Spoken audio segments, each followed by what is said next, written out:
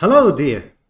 आज हम लोग इंटीग्रेशन के कुछ रूल्स और इंटीग्रेशन को सॉल्व करने के लिए किस किस तरह के मेथड्स का यूज़ होता है उसके बारे में बात करेंगे। तो ये है बेसिक मैथमेटिक्स फॉर फिजिक्स। ये प्योर मैथमेटिक्स का लेक्चर नहीं है। आप इंटीग्रेशन के बारे में स्टैंडर्ड 12th में जाकर पढ़ेंगे, खूब डिटेल्स में पढ़ेंगे। ये बहुत वास्ट चैप्टर है, बहुत वास्ट टॉपिक है, बहुत बड़ा टॉपिक है। तो जो बेसिक चीज़ें फिज़िक्स के प्रॉब्लम्स को सॉल्व करने के लिए जो बेसिक मैथमेटिकल टूल्स हम यूज़ करते हैं, इस सीरीज़ में हम उनके बारे में बात कर रहे हैं।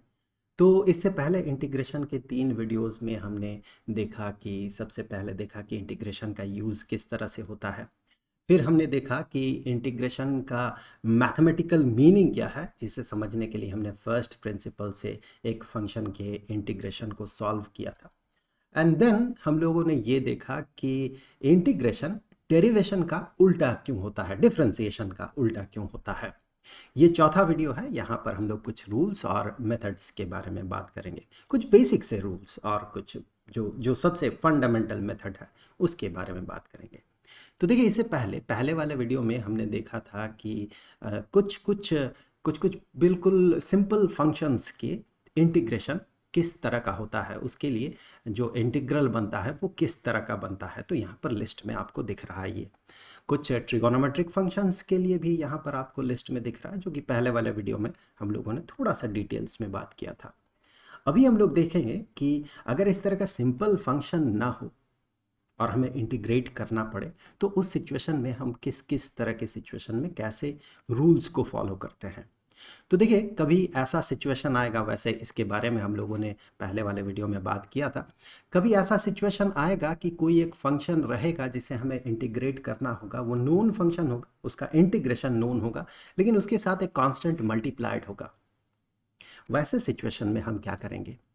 और कभी ऐसा भी होगा, कुछ ऐसा फंक्शन होगा जिसका इंटीग्रेशन हमें आता हो, लेकिन वो सिंगल फंक्शन नहीं होगा, उसके साथ कोई दूसरा फंक्शन, इसका भी मान ले हमें पता हो कि इसे इंटीग्रेट करने से कौन सा फंक्शन बनता है, लेकिन वो दोनों एडेड या फिर उनका डिफरेंस यानी कि सब्ट्रैक्टेड होगा। ऐसे सिचुएशन में हम किस तरह के रूल को फॉलो करते हैं। तो सबसे पहला वाला सिचुएशन देखते हैं। इसके बारे में हम लोगों ने बात कर लिया था इससे पहले। तो पहला वाला सिचुएशन ऐसा है कि कोई फंक्शन है, इसे इंटीग्रेट कर रहे हैं हम, उसके साथ एक कांस्टेंट मल्टीप्लाइड है। तो ऐसे सिचुएशन में हम कांस्टेंट को इंटैक्ट इस इंटीग्रेशन साइन के बाहर ले जाते हैं और फिर ये जो फंक्शन है इसे हम इंटीग्रेट कर देते हैं।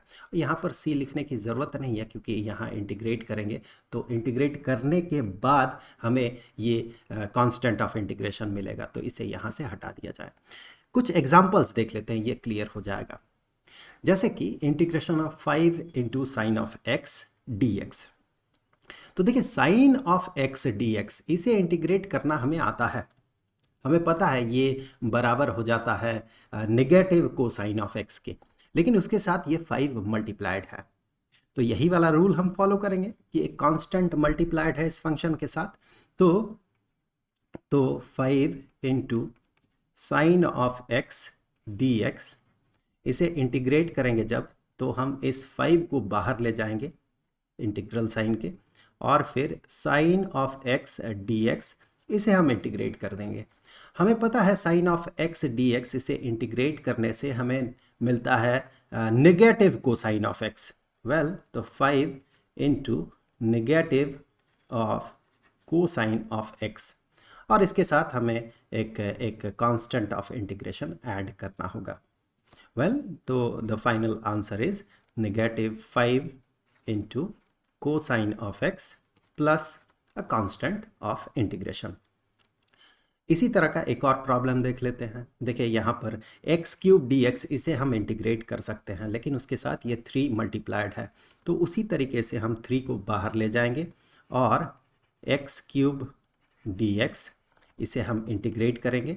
हमें पता है एक्स क्यूब डी एक्स, इसे इंटीग्रेट करने से हमें मिलेगा एक्स टू द पावर में 3 है, तो 3 + 1 = 4 डिवाइडेड बाय वही 3 + 1, तो वही 4, और यहाँ पर कांस्टेंट ऑफ इंटीग्रेशन। वेल, इसे हम ऐसे लिख सकते हैं 3/4 of x to the power 4 plus c, this constant of integration. तो इस तरह से इस फंडामेंटल रूल को, बेसिक रूल को हम यूज़ करते हैं। अब अगले रूल की तरफ बढ़ते हैं। यहाँ पर दो फंक्शंस ऐडेड या सब्ट्रैक्टेड अगर हो तो इस तरह का हम रूल को फॉलो करते हैं। अगर ऐडेड हो तो यहाँ पर प्लस साइन होगा, और अगर ये यहाँ पर माइनस साइन है तो हम यहाँ पर भी माइनस साइन यूज़ करेंगे। तो यहाँ पर इसे जब हम इवैल्यूएट करेंगे, यहाँ पर देखें दो से ज़्यादा फंक्शंस हैं तो वही तरीका वही होगा। दो फंक्शंस हो तो जिस तरह के तरीके को हम यूज़ करेंगे, तीन फंक्शंस हो या चार फंक्शंस हो तो उसी प्रोसेस को हम फॉलो करेंगे। जैसे कि इसे हम लिखेंगे integration of 4x² dx plus integration of 1/x, this 1/x dx, minus, ये जो माइनस साइन है, minus integration of 2 into cosine of x dx। अब देखिए यहाँ से इसे जब हम इंटीग्रेट करेंगे तो इस 4 को बाहर ले जाते हैं। सबसे पहले 4 इंटू x² dx को इंटीग्रेट करेंगे। x² के लिए x टू द पावर 2 + 1 = 3, वही 3 डिनोमिनेटर में। यहाँ कांस्टेंट ऑफ इंटीग्रेशन मैं नहीं लिख रहा हूँ, एक ही बार में हम लोग लिख लेंगे कांस्टेंट ऑफ इंटीग्रेशन। तीनों में हमें कांस्टेंट ऑफ इंटीग्रेशन मिलेगा, तीनों को एक साथ हम at last constant of integration के तौर पे लिख सकते हैं। वेल, यहाँ पर 1/x dx, इसे इंटीग्रेट करने से हमें मिलता है नेचुरल लॉगरिदम ऑफ x, और फिर आगे यहाँ पर इस 2 को बाहर ले जाए। लॉगरिदम के बारे में हम लोगों ने इस सीरीज़ में एक वीडियो में, हमने पहले शुरुआती वीडियो में ही हमने बात किया था कि लॉगरिदम होता क्या है, नेचुरल लॉगरिदम क्या होता है। तो बेहतर होगा अगर आपको लॉगरिदम जानना है क्या है तो उसके लिए आप इस सीरीज़ का जो प्लेलिस्ट है उसे ओपन कीजिए और उस वीडियो को आप देख सकते हैं। वेल, इसके लिए इस वाले इंटीग्रेशन को सॉल्व करने के लिए 2 को हम बाहर ले जाएंगे। फिर integration of cosine of x dx। Well, cosine of x dx, इसे इंटीग्रेट करने से हमें मिलता है साइन ऑफ x, क्योंकि साइन ऑफ x का डेरिवेटिव होता है कोसाइन ऑफ x।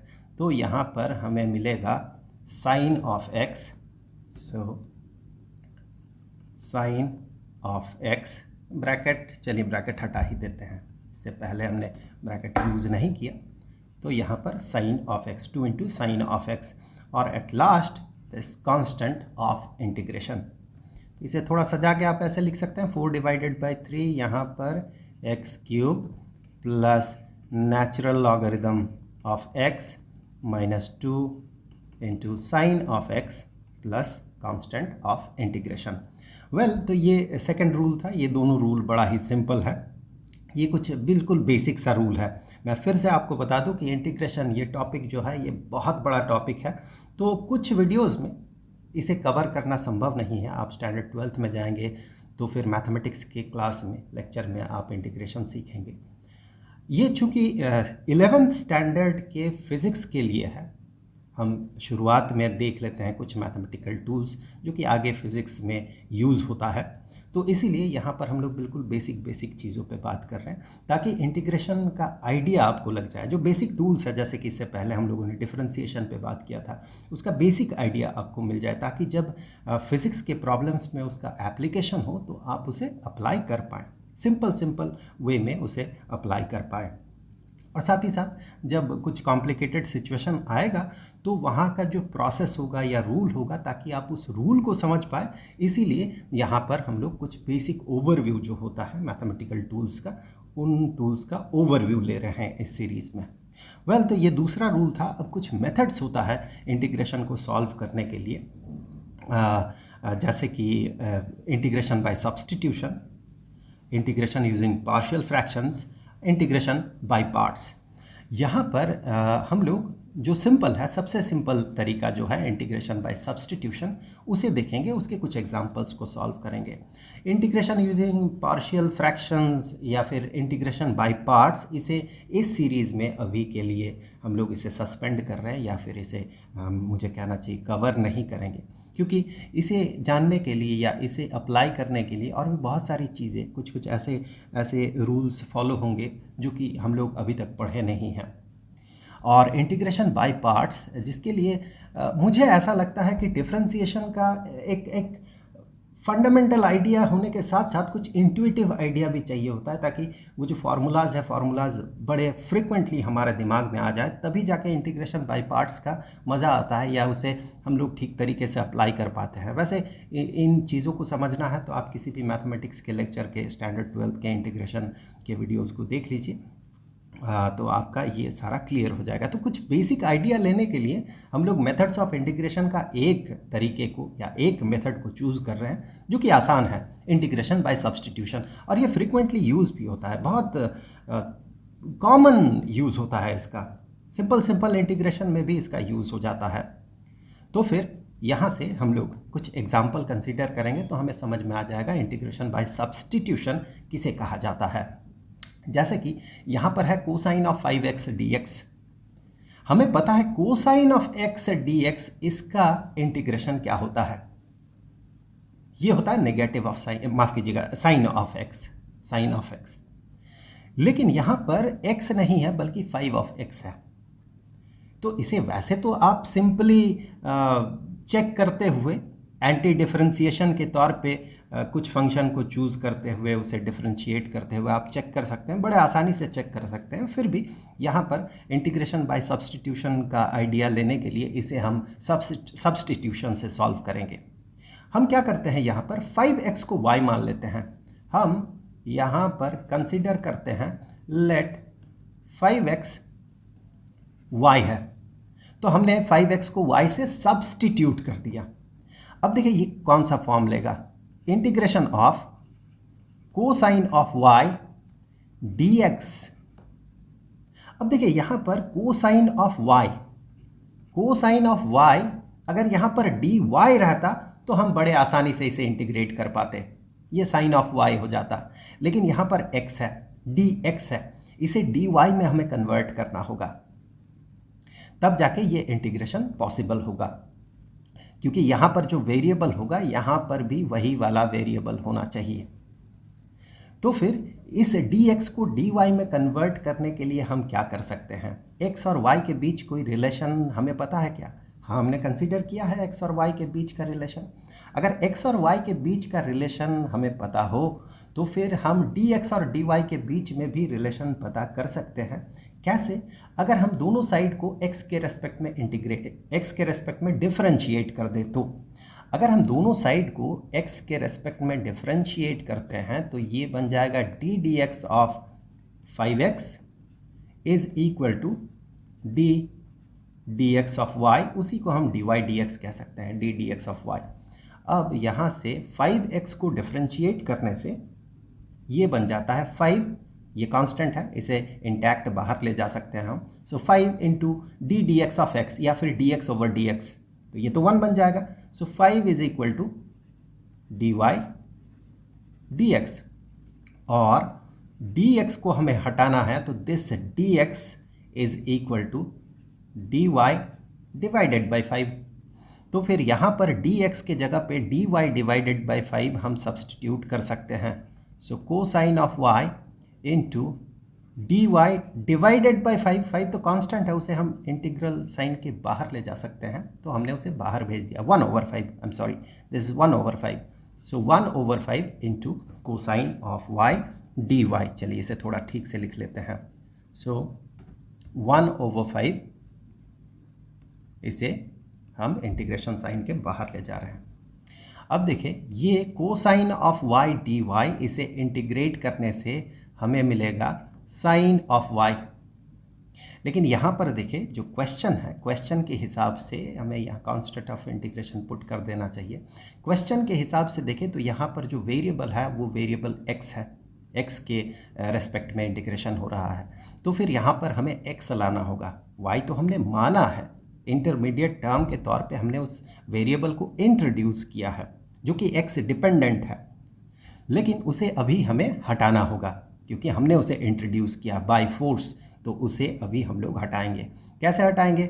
y और x के बीच रिलेशन हमें पता है, हमने पहले ही माना है 5x is equal to y, वही वैल्यू हम यहाँ पर पुट कर देंगे 5x, और प्लस सी। आप इसे डिफरेंशिएट करके देखिए, आपको मिलेगा कोसाइन ऑफ 5x। अगर यहाँ पर मैं इसे डिफरेंशिएट करता हूँ, अगर मैं इसे डिफरेंशिएट करता हूँ d d x of 1/5 into sine of 5 of x plus c, तो फिर हमें क्या मिलेगा देखिए, इस 1/5 को हम कांस्टेंट के तौर पे बाहर ले जा सकते हैं और फिर साइन ऑफ 5 इंटू एक्स तो ये हो जाएगा कोसाइन ऑफ 5x, और चूंकि ये x के बदले 5x है तो 5x को भी हमें डिफरेंशिएट करना होगा। 5x को डिफरेंशिएट करने से हमें मिलता है 5, और यहाँ पर प्लस सी तो कांस्टेंट है, उसे डिफरेंशिएट करने से हमें मिलता है 0। तो इस 0 को हटा दे, एडेड है, और ये 5 और ये 5 कैंसिल हो जाएगा, तो हमें मिलेगा कोसाइन ऑफ 5x। यहाँ पर देखें, सो ये जो फंक्शन है, इस फंक्शन को डिफरेंशिएट करने से हमें मिलता है कोसाइन ऑफ 5x। इसका मतलब इसे जब हम इंटीग्रेट करेंगे तो हमें ये वाला फंक्शन मिलेगा। अब अगला एक प्रॉब्लम देख लेते हैं। यहाँ पर इस केस में देखिए हम क्या करेंगे। इस केस में अगर हम 2x प्लस 5 को एक इंटरमीडिएट वेरिएबल के तौर पे हम इसे रिप्रेजेंट करें y के तौर पे, तो देखिए ये जो है ये बन जाएगा 1 डिवाइडेड बाय y, और यहाँ पर मिलेगा हमें dx, लेकिन इस dx को हटाना होगा, यहाँ पर dy इंट्रोड्यूस करना होगा। अगर मैं दोनों साइड को डिफरेंशिएट कर देता हूँ x के रेस्पेक्ट में, so d d x of twice of x plus 5 is equal to d d x of y, यानी कि dy ओवर dx या dy dx। तो इसे डिफरेंशिएट करेंगे, 2x को डिफरेंशिएट करेंगे तो हमें 2 मिलेगा, और प्लस 5 को डिफरेंशिएट करेंगे तो हमें 0 मिलेगा, क्योंकि 5 कांस्टेंट है, और ये बन जाएगा dy ओवर dx के। तो फिर हम यहाँ से कह सकते हैं कि dx के लिए हमें वैल्यू चाहिए, so dx is equal to dy over 2। तो dy ओवर 2, तो यहाँ पर dx के जगह dy हम इंट्रोड्यूस करेंगे, और ये जो डिवाइडेड बाय 2 आएगा उसे हम बाहर ले जाएंगे। सो 1 ओवर y dy, dx के जगह dy ओवर 2, तो वही डिवाइडेड बाय 2 को हम इंटीग्रल के बाहर ले जाएंगे, इंटीग्रेशन साइन के बाहर ले जाएंगे। अब हमें पता है 1 ओवर y dy ये हो जाएगा नेचुरल लॉगरिथम ऑफ y, सो ये बन जाएगा नेचुरल लॉगरिथम ऑफ y, और ये कांस्टेंट ऑफ इंटीग्रेशन। लेकिन क्वेश्चन में देखिए ये x के रेस्पेक्ट में इंटीग्रेशन हो रहा है, इसका मतलब आंसर जो है ये हमें x के रेस्पेक्ट में रिप्रेजेंट करना है। तो x के रेस्पेक्ट में अगर रिप्रेजेंट करना है तो y के जगह ये वाला वैल्यू जो है हम सब्सटीट्यूट कर देंगे। सो 1 over 2 into natural logarithm of twice of x plus 5 plus c, constant of integration. आप इसे डिफरेंशिएट करके देखें, आपको ये वाला फंक्शन मिलेगा, आगे बढ़ते हैं अगले सिचुएशन की तरफ, और हमें इस वाले फंक्शन को x² under root of x² plus 3 into x to the power 4, इसे हमें इंटीग्रेट करना है, इंटू dx, इसे हमें इंटीग्रेट करना है। तो यहाँ पर हम क्या करते हैं, यहाँ पर आप कुछ देर वीडियो को पॉज करके सोचिए क्या किया जाए यहाँ पर। तो इस सिचुएशन में अगर हम यहाँ से x² को बाहर निकालते हैं, क्योंकि अगर देखें हम x², अगर मान ले यहाँ पर मैं x² plus 3 into x to the power 4 इसे y मानता हूँ, तो किस तरह का प्रॉब्लम आएगा। देखिए ऐसा करने से ये तो स्क्वायर रूट ऑफ y हो जाएगा, और यहाँ पर जो dx है इसे हम dy से सब्सटीट्यूट करने की कोशिश करेंगे। अगर ये सब्सटीट्यूटेड हो जाता है तो फिर हम, या फिर कोई कांस्टेंट रहेगा यहाँ पर dy डिवाइडेड बाय या मल्टीप्लाइड विद सम कांस्टेंट यहाँ पर रहेगा, let us say that constant इसके हो सकता है 2, 5, 6 कुछ भी हो सकता है। अगर हम ऐसा कर पाएँ तो फिर इसे इंटीग्रेट करना हमारे लिए आसान होगा, क्योंकि ये जो है ये square root of y is y to the power half और यहाँ पर अगर dy रहे, कोई कांस्टेंट रहे तो उसे तो हम बाहर ले जाएंगे। तो ऐसे सिचुएशन में हम इसे इंटीग्रेट कर सकते हैं। ये हो जाएगा y to the power half plus 1 power में डिवाइडेड बाय वही हाफ प्लस 1। लेकिन क्या ऐसा हम कर पाएंगे इस केस में? चलिए देखते हैं। इसे जब हम डिफरेंशिएट करेंगे x के रेस्पेक्ट में, ये तो बन जाएगा 2x प्लस ये बन जाएगा 3 इंटू 4 12। हम डिफरेंशिएट कर रहे हैं 3 इंटू 4 12 और x टू द पावर 4, इसे डिफरेंशिएट करने से 4 तो बाहर आ गया, मल्टीप्लाई कर दिया हमने और x का पावर 1 घट जाएगा, x क्यूब हो जाएगा और that is equal to dy over dx।